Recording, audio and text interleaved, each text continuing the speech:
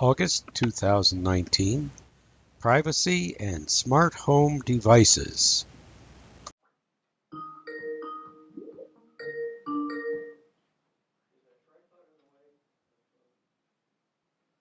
Hi. We're fine. And we have a camera also showing you the audience.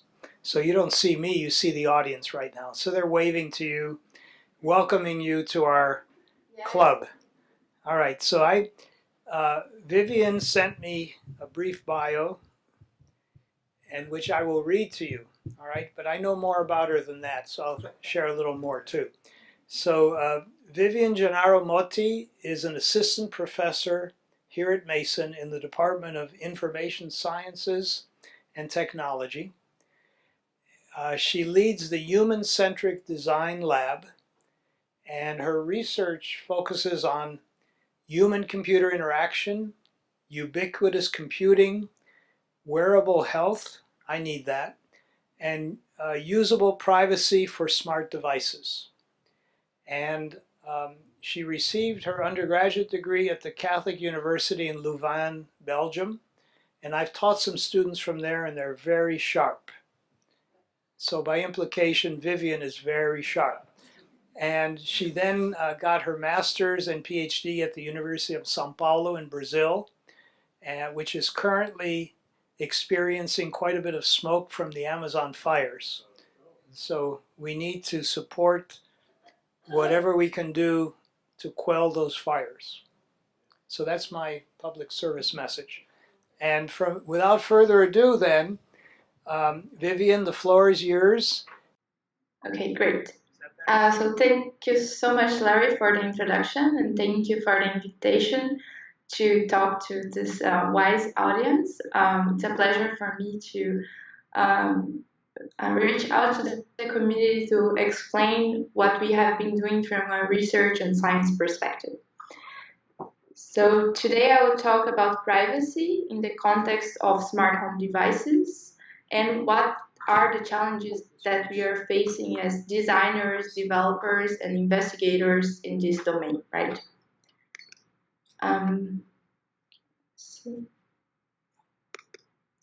So remember that I'm coming from a human-computer interaction perspective, so a lot of what you'll see here relates to the concerns that users have and how we can translate these concerns into requirements to design the technology, right? So we look at the problems that users have been facing and we try to improve the technology based on the understanding that we have from these problems. I will talk about privacy and smart home devices, and I will start with a definition of privacy, right? It's a very complex term. We have multiple factors that influence the understanding and the definition of privacy. But on the other hand, you also see that from a practical perspective, we know how to ensure our privacy, right? Not thinking about technology, but thinking about our physical space, our houses, and other objects that we use in a daily basis, right? Then after I provide a definition of privacy, I will talk about smart homes, what technologies have been used in this context, and some of the measures and concerns that users have in this context too. I'll talk about challenges and requirements for designers, the limitations of the solutions that exist today, and I will end my talk with some open questions that we still need to address and continue the research on. Okay, so let's start by the definition of privacy, right? If I ask you what is privacy, you may find it challenging to find a theoretical definition. It's a complex term. But on the other hand, it might be easy for you to think about concepts associated to privacy. Like, for instance, the news and what they have reported, like some privacy scandals that happen in a political context, or even some hacks and attacks that happened in the technological side. So it's quite hard to find a consensus in terms of theoretical definition, but we do have a mental model that associates some objects and some attacks to privacy. As we mentioned, from the theoretical perspective, it's hard for us to define, but if you look at the dictionary, we have a concrete definition of the term, right? So the ability to control our data, to preserve our individuality or confidentiality, and so on. We also define privacy as the state of being free from public attention, or being free from being observed by third parties, so other people, bystanders. This definition is not immediately translated to the technology, but we can think about spaces and buildings in which we can guarantee these privacy aspects, because it's easier for us, and there is a history that allows us to provide this sense of isolation of ourselves or our data or objects. And then from a practical perspective, when we want to guarantee privacy, what we usually do is add gates, add padlocks, close our doors, or cover, obfuscate our windows, right? So protecting whatever can be sensitive and confidential with these physical objects, right? So really closing aspects that might be transparent, that may allow the disclosure of information with some other physical object. So we know how to guarantee privacy from a practical perspective, but translating these objects to the technological side, it's still quite challenging. From a research and development perspective, we have several different lines of thoughts or branches to implement privacy in practice. We have lines of research that focus on engineering privacy, privacy by design, contextual privacy, or differential privacy, right? So think about differential privacy as a way to include artifacts or noise in our data, so we don't allow our confidential information to be directly disclosed. So we confuse our potential attackers. Privacy by design concerns involving the end users since early stages of development of the technology. So considering their mental models, their concerns, and creating solutions that take into account these type of concerns. And we can think about privacy as mathematical formula too, right? How do we quantify privacy, right? Translating these concerns of the users into some algorithms and rules that will allow us to protect information in a consistent way. And then contextual privacy that considers the specific domains in which our privacy is integrated. And I will give more examples of how context influences privacy. So it's hard for us to define privacy because we have several influencing factors in these definitions, right? Different people will have different understandings of privacy, different concerns. We can think about different generations, right? So your grandkids, your kids, your parents, they have different interpretations of what privacy means. We can think about privacy from a cultural perspective. We know that in Asia, some countries don't even have the word privacy, or they see that in a very different way than Western societies. We also have differences between individualist cultures and collectivist cultures, or even thinking about a developed world and a world under development. Then we have legal and technical aspects that also play an important role in defining privacy, and contextual aspects as well. So we may want to share our heart rate with our doctors, but we don't want to share that information with our insurance providers or with our neighbors, right? So we need to take into account in which context our disclosure of information is situated to decide to help us to decide whether we want to share that information, and with whom as well, right? So we also have a personal perspective there, what groups we are thinking about. It is also multidimensional. concept, right? So not thinking just about the number, the data, the information, but all the knowledge that is associated to that information. It's context sensitive and domain specific. From a safety critical perspective or medical perspective, we may want to share that information, but for the public usage or for exploitation of the data for mercantilization or capitalization problems, we may not want to share that, right? So it varies across culture, age, generation, and domain. We have different levels of consideration in terms of technology too, not just the data that will be collected with a sensor in your mobile phone, but thinking about the network, if you're using Wi-Fi, if you're using internet connection, thinking about services, applications, and how these resources will be exploited later on by third-party companies, right? What are the organizations involved and institutions and how they will use that data or how they will disclose and share this data in the future. It also spans across temporal aspects, right? So if you think about your mobile phone now, you have the sensors that are collecting information like the location, the GPS, or the microphone that is collecting your audio.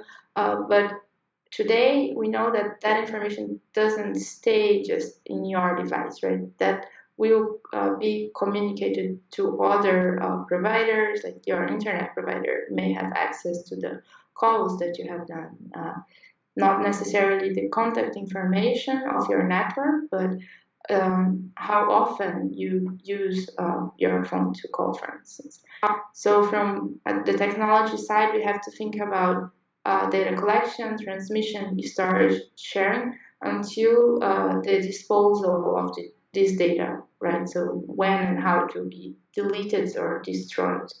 And then we have several trade-offs involved, right? We may want to share our data if we see that there is a potential benefit, but we need to really understand what are the risks, the threats, and the costs associated to sharing this data, to avoid the fear of being misused or abused or exploited against our will.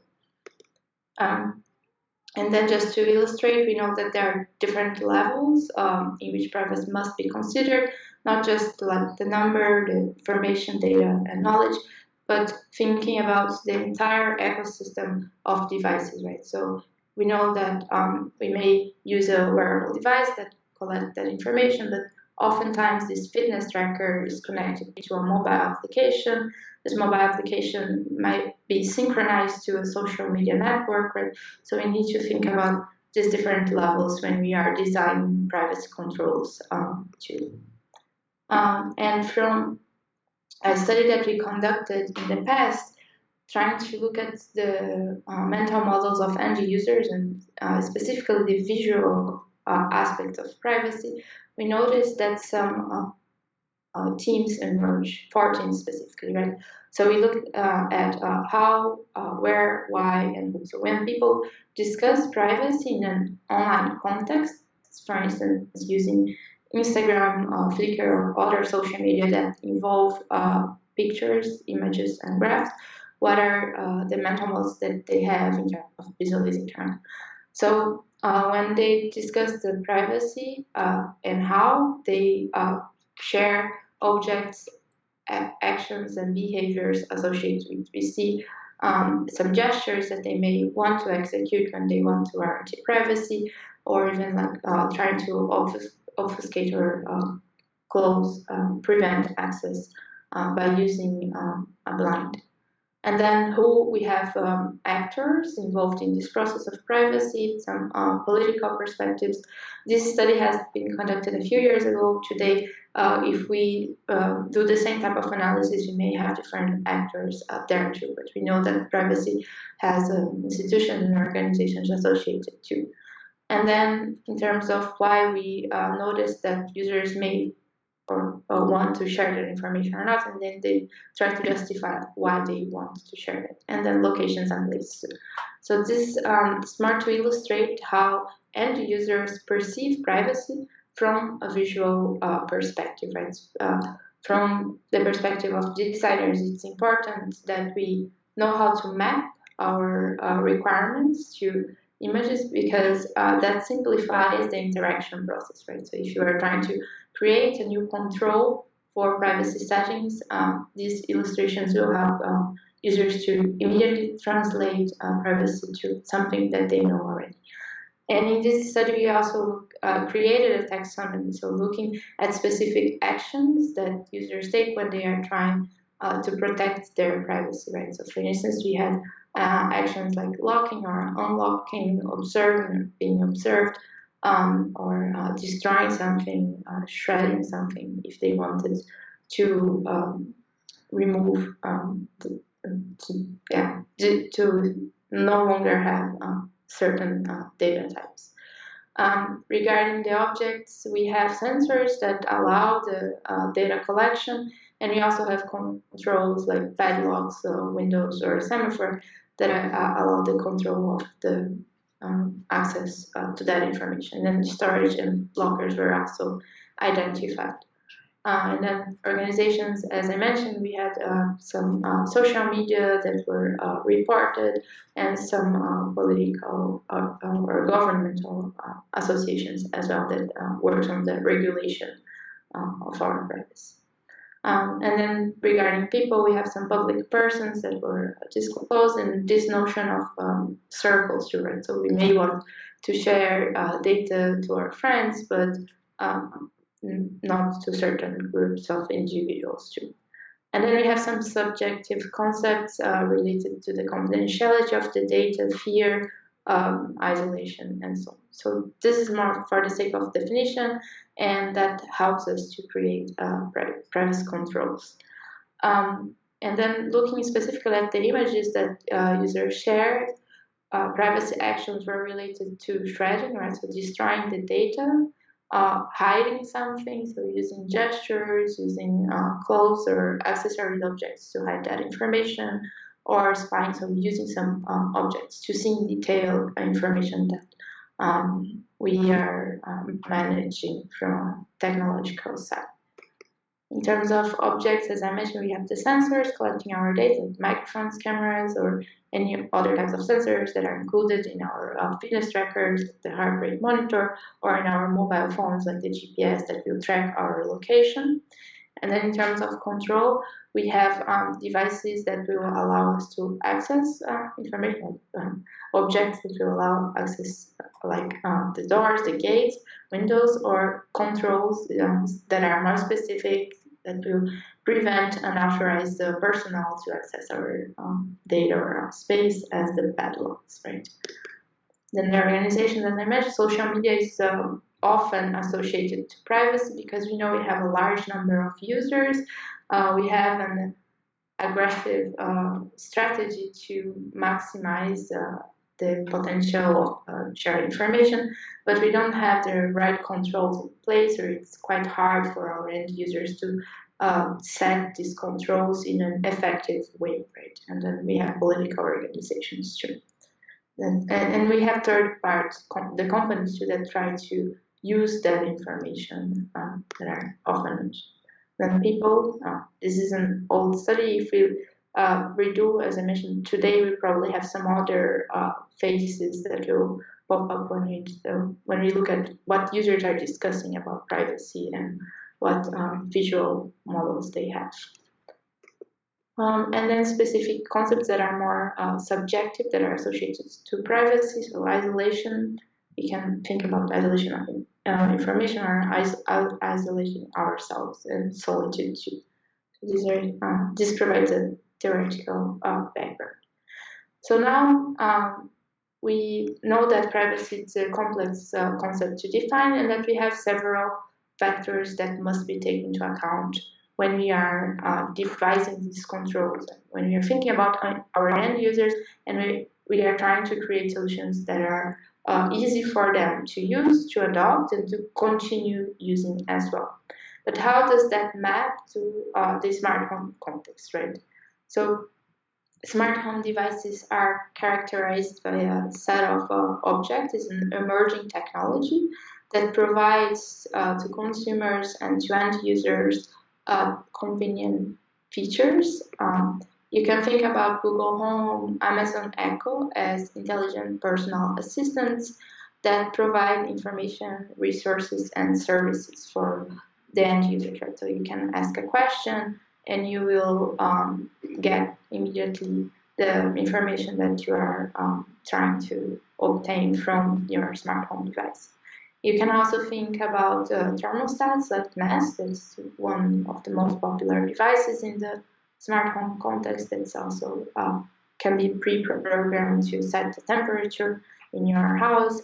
And we can think about the lighting systems like Philips Hue that allows you to decide, set different colors, different brightness levels to the different lamps that you have in your house, right? So you see the example in the middle too. And then smart TVs too.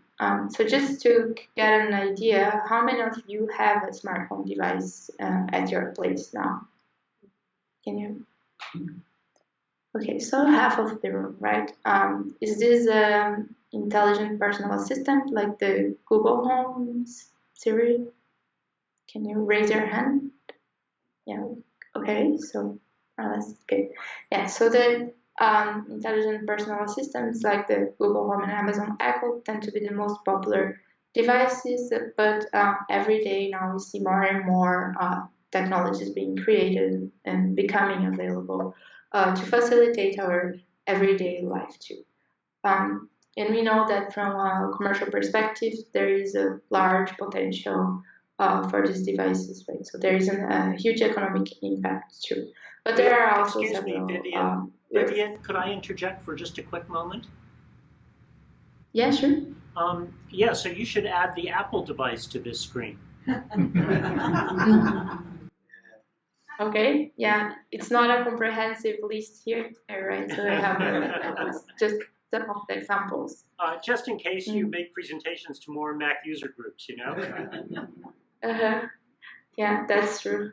I agree. Sorry to interrupt. No problem. Yeah, so these are some examples of the smart home devices that are currently in use.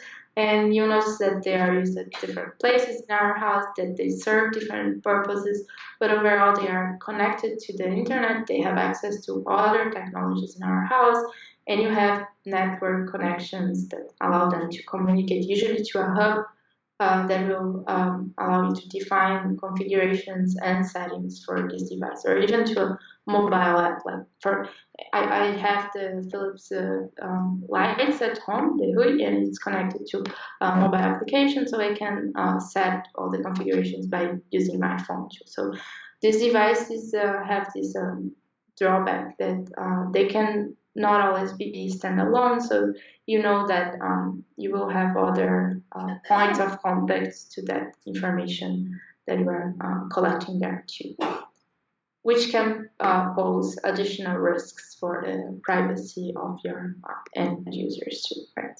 These are just some examples of different devices that have different purposes. You may have some other examples to contribute. We can discuss about those later too. Okay, so from an economical perspective, we see that the penetration in the market of these devices has been growing and is projected to grow even more in the future years, right? So we know that the costs have been reduced, and the new releases, the new versions of these devices, they have improvements to it. So you could think about a smart vacuum cleaner. Today you can decide when this vacuum cleaner will start working, or even program that over the internet, regardless of your location. You don't need to be at home to trigger to start this device. So we know there are some estimates in the market, and there is an expected growth for the future to it. Thinking about this device. More specifically, we know that the revenue has been of $490 billion in 2017, and the economic impact is expected to be up to $10 trillion by 2025. We have an estimated number of 50 billion devices to be shipped, deployed by the year 2020. And we know that 1 in every 10 US households had at least one smart home device in 2014, right? So there is a huge market for these devices, and the projections, it's expected that they will continue growing. So penetration in the market will continue to grow. But on the other hand, we also have several risks associated to this device. For designers and developers, researchers, it's still unclear what exactly these risks are, but from the news, we noticed that some attacks have happened and they are advertised largely, right? So you could think about baby monitors that have been hacked, so people could access like camera, the video from these baby monitors over the internet, like just public data, or even we had some cases of eavesdropping and tampering. So using the baby monitor as a communication channel to tell things inside your house. So it's quite scary. And we know that most of the solutions, they are retrospective, right? So once these devices are in the market, we don't know exactly what can happen, but once an attack happens, then we know that the vendors start to think about what they should be doing and start to realize the concrete implications and the risks that are associated, right? And then we have the Mirai botnet that was denial of service attack, a distributed denial of service attack that affected a very large number of IoT devices in a global scale too, right? So we have been seeing more and more in the news attacks and hacks that happen to this device.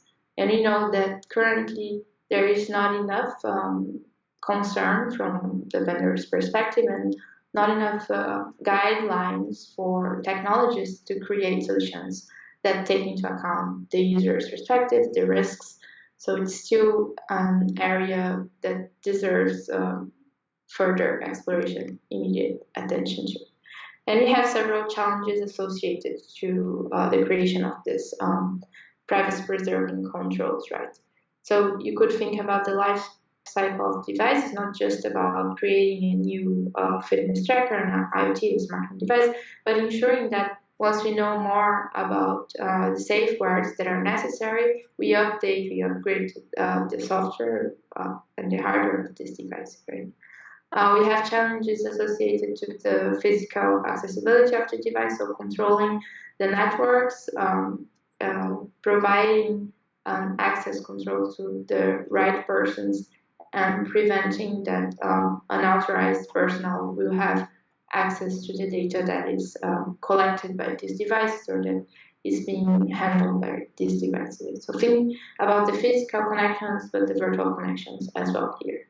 And then we have challenges associated to the regulation of these devices too, right? So you could think about energy controls. Today, when we buy a fridge, we have different categories that will tell us if these devices are consuming a lot of energy or not. But we don't have the same thing for privacy. We actually don't know what are the data types that they are collecting, with whom they are sharing. Sometimes we have terms and conditions, but those tend to be limited to, not always accessible for the consumers.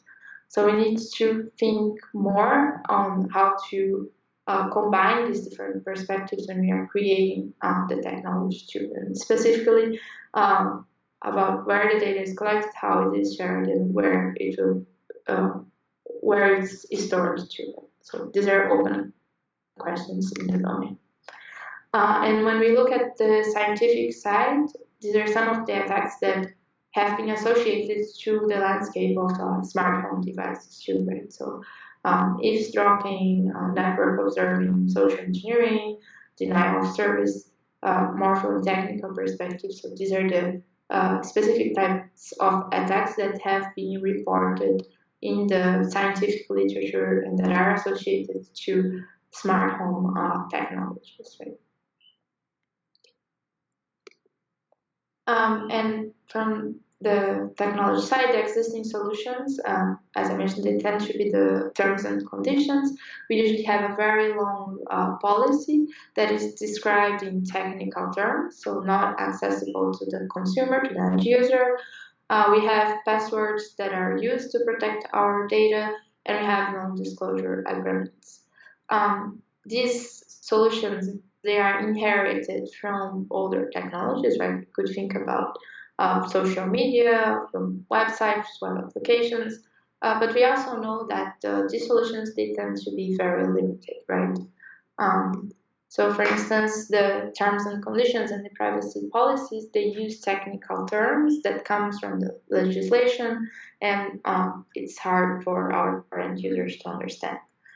These solutions, they are not always user-centric. They come maybe from a regulation perspective or from the vendor's perspective, but they are not easy for users to understand and to sustain their engagement. So they are very complex, they are very technical. It takes the end users a lot of time and a lot of effort to actually set their privacy controls using these devices.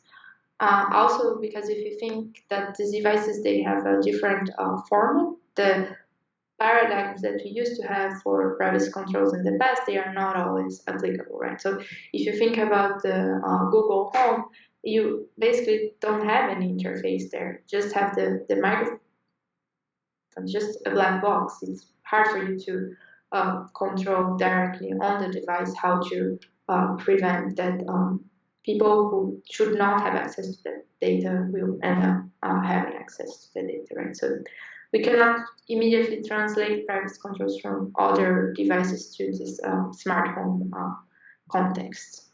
So we have open questions there as well. And some of the open questions that we have from the user's perspective here is what the concerns are, how aware are users about privacy, right? We know that educating the population will help them to benefit more from the controls that they have, but we cannot rely only on the education, right? How users consider privacy in practice, what they expect from this device, what they want to have from these devices, what measures they currently take, and what are the limitations and drawbacks in these measures too, what actions they should take, and how can we facilitate them to take action to control their privacy. And what are the mismatches among stakeholders too, right? We know that your third-party companies may have different interests than the vendors, right? So think specifically about healthcare providers or employers and the companies that are creating this device, right? They have different interests, and it's quite hard to match these interests too. And then how can we facilitate the adoption of these controls in the long term? So simplifying the configurations in order to facilitate adoption of these controls too. So from our research group, we try to always start by understanding the user's perspective, right? So characterizing their mental models, trying to understand what are the perceptions that users have and what are the expectations that they have as well. And we have done these studies in the past by looking at online reviews. So what users discuss about privacy when they use social media, or even when they post their comments online in e-commerce websites. Like Amazon is used largely to sell smart home devices, and sometimes users talk about the privacy concerns that they have or the questions that they have when configuring these devices to it. These are some of the studies that we have conducted. And in the future, what we would like to do is to use this understanding to create controls that are more suitable for their needs and that are easy for them to adopt. When we look at the sentiments of consumers, of end users associated to privacy, we notice that they mention words like uncomfortable, paranoid, insecure, or even disappointed. So we notice that there is concern, there's a worry from the user side about privacy aspects, right?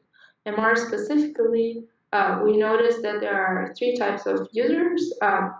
Few of them who are very unconcerned. They say their data is not important. There's something that can happen.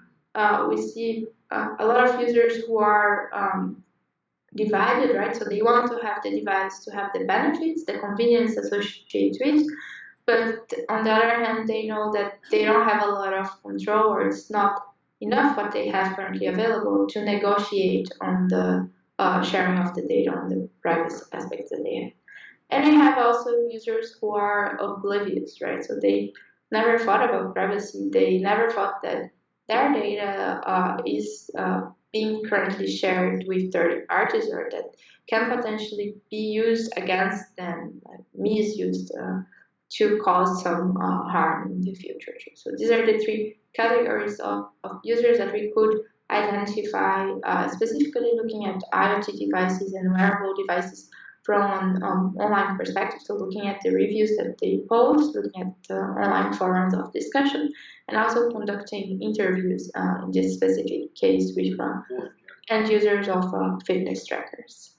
And when they mentioned their concerns, we see examples like, I'm afraid that my personal assistant is always listening to my conversations, right? Even when I'm not talking specifically with the device. Yeah. Yes. A question. Back on that previous list, I think there's another category, and that's when you have to use the system whether you want to or not. For example, when you go to vote or when the doctor uses a medical record. Yes. We have some companies, for instance, that oblige their employers to use the fitness tracker. They use that as a metric too. So they have even less choice, right? And the users who depend on the device, like if you think about assistive technologies, for instance, they don't have a choice. And, they know that there is a benefit on that too. And the regulations for now, they might be insufficient to control the data that is collected and how this data is used to. But it's a good point. It's another category of very requirement that the medical record be put in electronic form leads to providers using antiquated systems that may not be as secure. So it undermines the sense of trust in using it.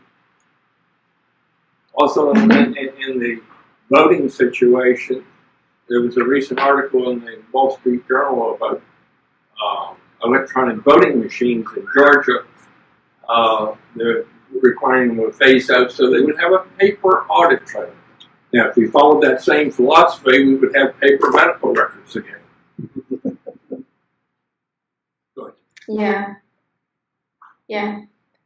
So we have benefits and drawbacks when we look at the paper version versus the technological version.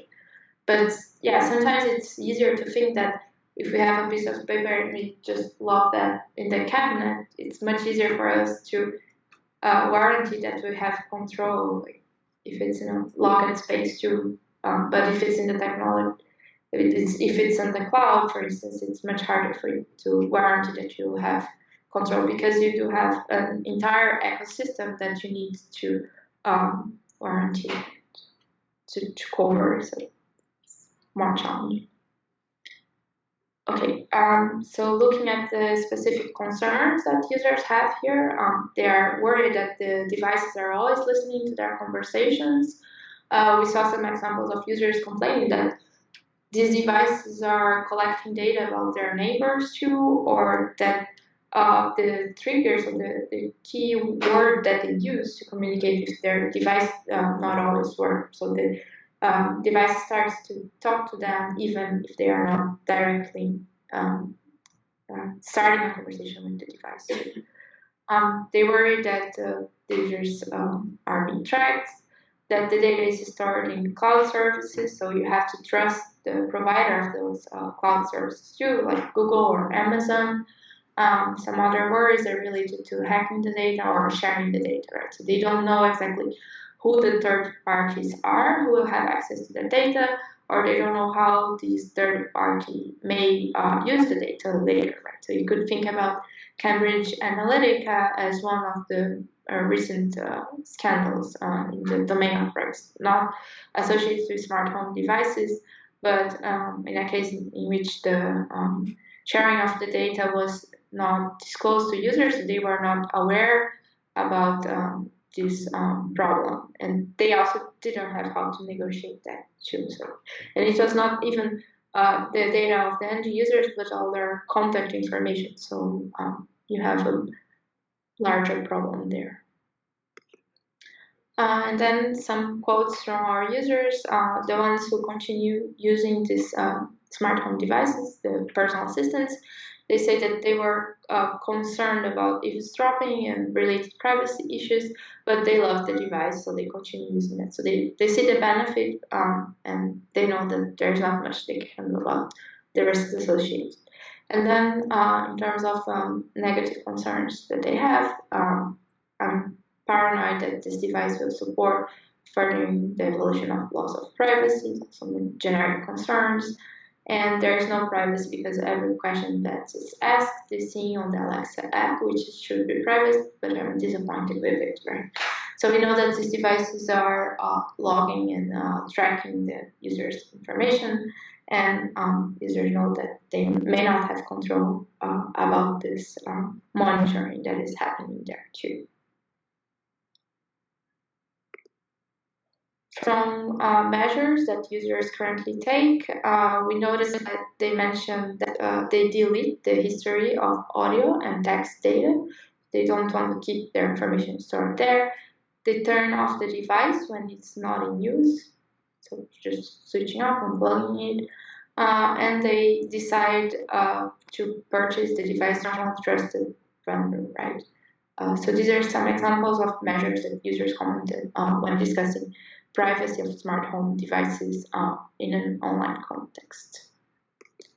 Then we also have privacy measures that were recommended for vendors, right? They should advocate for data protection. They should provide better controls and user interfaces, especially regarding the deletion of the data and the sharing aspects of this data. Locally controlled hubs, so limiting the access to local network that is only available inside the house of the consumer. Clear policies on the data life cycle, so understanding if third parties will have access to the data and how this data will be used exactly, and allowing controls through there. Options to safeguard and encrypt the data, and enhancing the user control over data collection. So this is an analysis of the concerns that users reported and the recommendations that they have. So some insights on how to improve the controls for these devices. And then from a more conceptual side, we know that in terms of requirements, we should cover all the different steps of the data. So from collection and transmission to restart and sharing. So this when we are developing settings and configurations for these devices. There are some ways of facilitating the understanding of end users too. So if we look at the analysis of visual privacy, we have some icons that can be used as metaphors to create these controls, especially aligning with the 4 steps in which the data goes through. So collection, transmission, storage, and sharing. Thinking about the sensors that are used or the data types that are used, like heart rate, fitness activities, sensors like microphones, cameras, video cameras. Thinking about transmission, the different network protocols that they will use, like Bluetooth, Wi-Fi, Zigbee, or NFC, or even physical connectors like the USB. Thinking about storage, like the memory card or the cloud services, and thinking about sharing and visibility of the data too. So different circles that may want different groups of users that would like to have access to data, or even if the end user want to share it publicly, thinking about global scale there. But even but we help our understanding of the concerns that users have, but it's still challenging for them to use that information in an effective way when we are creating new technologies. So research questions that we have: how can we train users so that they become more aware about privacy concerns, or about how to put in practice measures that will help them to ensure their privacy. And here we have a trade-off too. We don't want users to panic, to be over worried about their privacy, but we know that it's important for them to be more aware about the actions that they should be taking. How to support designers and developers, and how to create guidelines, design patterns that will help them. What are the necessary tools and design principles that can be used from a practical perspective? How to simplify privacy controls, and thinking about the different profiles of users, thinking about these different generations, different backgrounds that they may have. So how to simplify privacy controls regardless of the user's profile, and how to create these controls in an effective way too.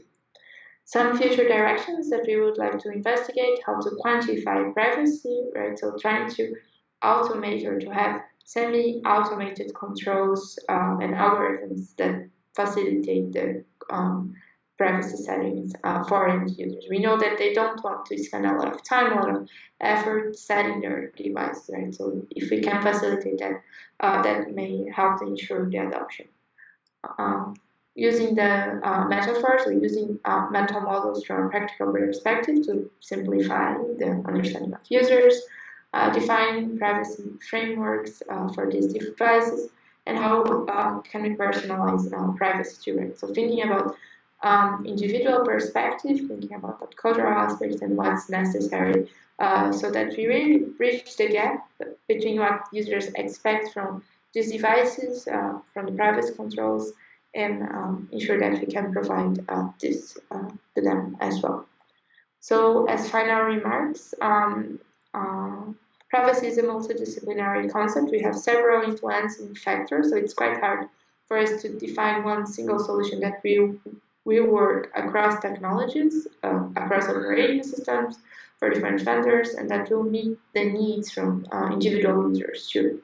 And from the CI perspective, we really need to take into account the user's perspective when creating these new devices, these new solutions, right? So we facilitate the adoption and the sustained engagement with this privacy or these devices, and we allow them to use the controls in a better way.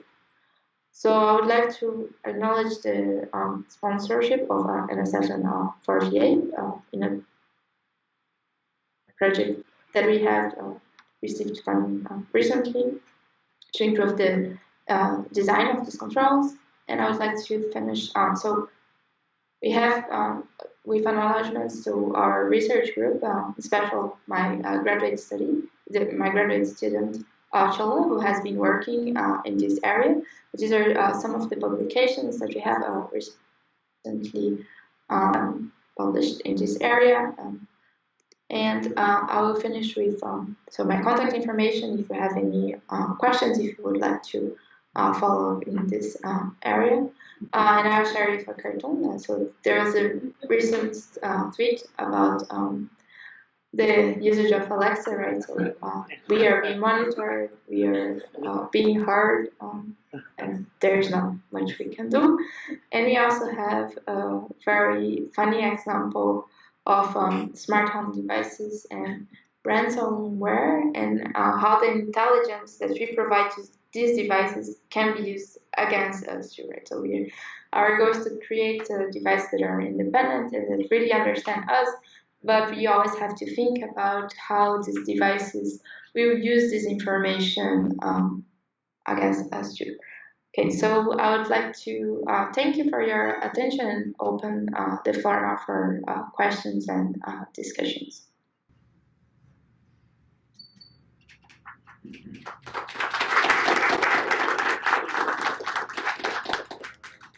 Yeah, thank you so much, Vivian. Why don't we start? We've had a problem in this country with NSA, and that was exceeding authority. And I think an aspect that needs to be added into privacy, at some point, there's a space for the legal system. In banks, for example, you cannot go in and just do anything because the FBI will show up.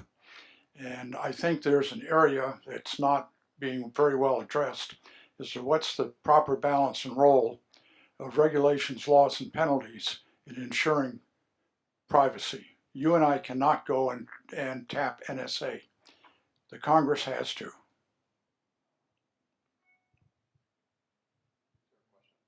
Yes. So the question would be, I think an expansion of your talk would also have to encompass, in a practical sense, what do you use social force to ensure privacy?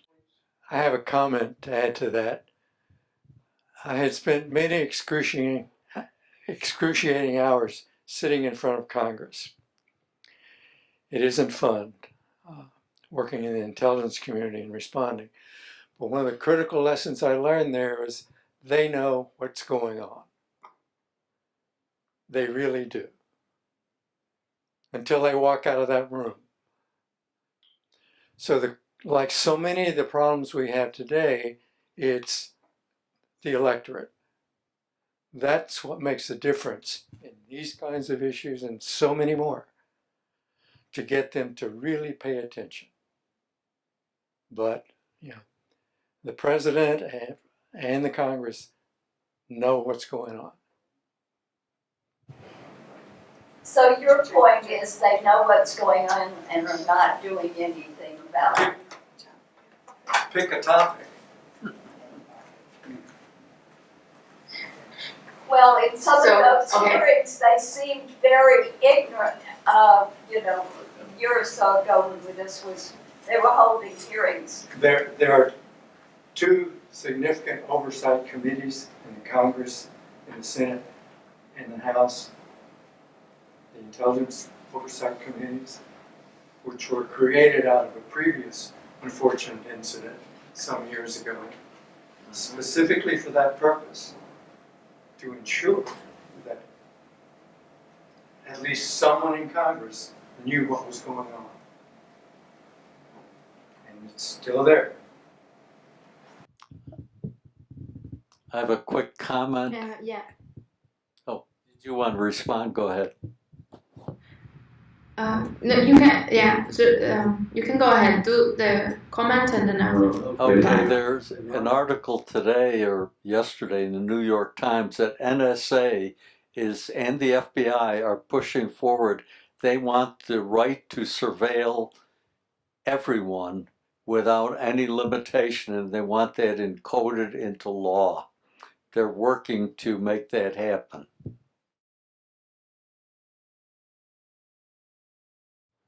That's just a comment of the way the wind is blowing. So get new people. How would you know? Well, the talk was on smart home devices, though, right? So. Yeah, right. Okay. Okay. So from the political perspective, I probably have a much less understanding than all of you in the room now, right? So the funny is, we know that we are the agencies that regulate privacy. We know that it's important to have an involvement from different parties in the discussion. So, for instance, in one workshop that I attended at the University of Maryland on privacy, we have the Federal Traders Commission there too, right? So, because privacy is a concept that has multiple influencing factors, we need to bring our end users or our consumers to the discussion. We need to bring the vendors who are creating this technology in the discussion, and the government too, right? And I think the biggest challenge that we have is to characterize like the threats and benefits, right? In healthcare particularly, we know that it's important from science perspective to have an understanding of the data in an aggregated way. So the more information we have about the patient's lifestyles and the outcomes of certain treatments, the better to improve the treatments that we currently offer. But on the other hand, we know that we cannot ensure privacy if we do this type of things, right? So we need to find a sweet spot between to which extent we should have access to private data. So if you're trying to prevent crimes in the street, what is acceptable from a moral perspective for us, right? So we have seen in China, for instance, they have the scores that are discussed nowadays to be associated to the facial recognition of the individuals. But this can also increase inequality, increase discrimination. We don't want that to happen, right? So we want to have safety, we want to be secure, but we need to be very careful when we define these technologies. It's extremely important to have the government involvement. We know the end users only are not sufficient and are not responsible for these privacy controls. And from sorry? For example, 23andMe or whatever they collect the DNA and then it gets used for some other purpose. There have been examples of that. Well, facial recognition. Both. Nobody ever considers those things when they're invented. Exactly. Or if they do. Yeah. Sorry, you can go ahead. Yeah, I just wanted to add to your list of typical users' response to privacy, some who are oblivious, some who are concerned. Within the oblivious category, I think are children, and I think that's an important category to be concerned with. And so this is just a comment that I think there needs to be part of public education with kids, not only just in the home, but in the schools too, of children understanding what these privacy issues are. And just a secondary comment, which is just re-emphasizing what you've heard, is I don't believe there can be controls over privacy when we have seen election machines hacked and people in political office whose emails have been accessed. And we know from Ted Koppel's book Lights Out that utilities can be interfered with. I mean, our electrical grid can be shut down. So these go beyond home security, but they certainly will affect me in my home if they are disrupted. That's all. Mm-hmm. Well, if you have a response to that, if you have some thoughts of your own in those fields, I'd like to. Yeah, in the first comment that you had about the privacy and kids, we have researchers investigating privacy and children, right? So we know that in social media today, we have the parents who publish a lot of pictures about their kids, and they are not at the legal age of consenting about that sharing too. So later on, when they grow older, they know that they have all that information shared online, but they can not destroy that. So you have the GDPR in Europe has an item on the right to be forgotten. And unfortunately, once you share publicly a picture on social media, you can no longer warrant that you will destroy that picture and no one else will see, right? So it's a very important point too. So we need to have more awareness and not just the end users, but the other users who are affected too, especially those who are vulnerable and who don't have the ability to consent when their private data is shared in a public context too. Ralph? There are trade-offs in all of this. I'm fascinated by IoT, and I've installed some of it. I had Google, which I unplugged the power, and that is the ultimate way to disconnect these devices if they violate your security. Then what I thought is I will have a device using Z-Wave to control the power to Google and to Alexa. I tried that and I can't do it. I wanted to be able to say, hey, I've got a question for you, Google. Click something on my iPhone, and I'm dedicated to Apple as being the best way to attract or to attack this tremendously complex subject. And I'm spending many hours of my life studying privacy, reading thousands of articles literally and copying articles, some legally, some illegally. So I'm guilty of crimes, but it's a complex subject, and I'm fascinated by how you might address these, but I'm going with Apple because they're the best company that aligns with my feelings of what's appropriate. That's it. Yeah. Yeah, that's a good point. Just to quick comment on that, if we know that we have to create controls that are simpler, but even when the regulations exist, like in the case of GDPR, that tells that the company should allow the users to delete all their data afterwards.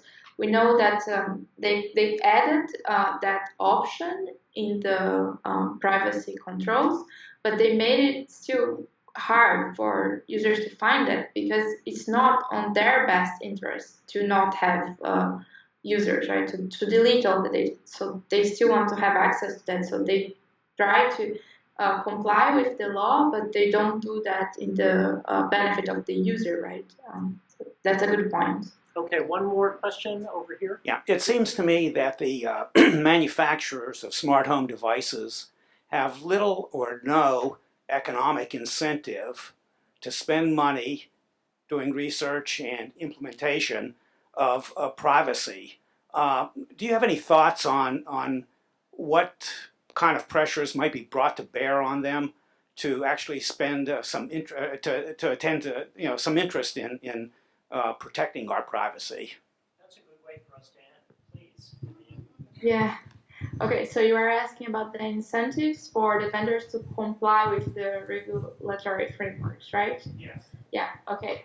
So I know that the financial aspect is one that have been used, like in the healthcare domain, for instance, we have those companies who don't comply with HIPAA, they have fines that they have to pay.